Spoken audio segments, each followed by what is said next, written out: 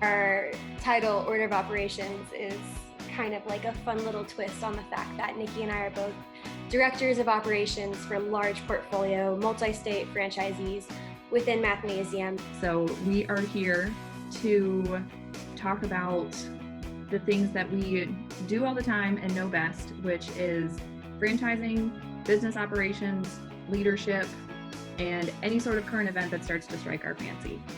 Cool.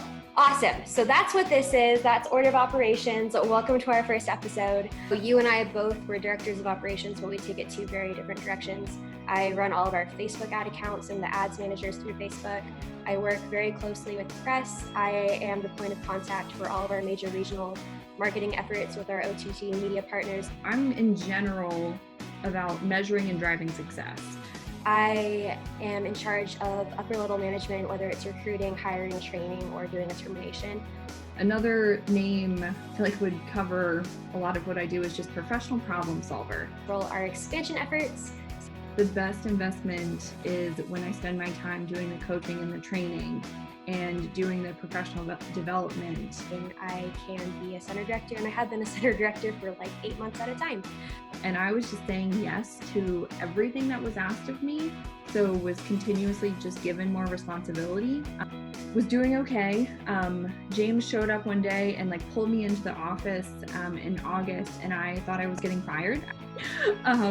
Turns out I was getting promoted. You and I both spend a lot of our free time doing our own professional development, whether it's taking online webinars, watching videos. You and I both read an insane amount.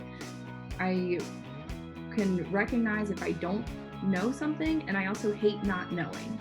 So I will teach myself whatever is needed to get the job done.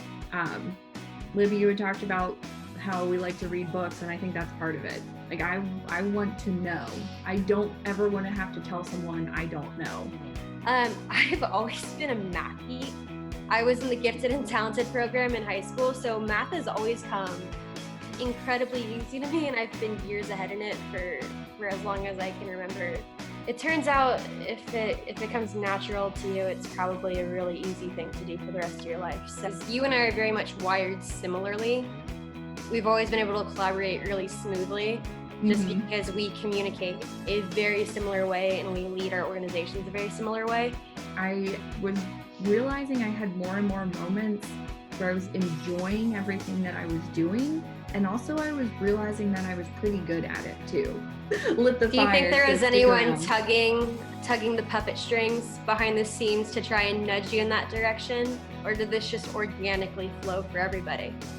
I think this was slightly intentional. Well, no, very intentional from James Temple, because he does everything in a very calculated way. He's very organized and he has a plan for everything. It destroyed me from the inside out that I was going to be a nepotism hire.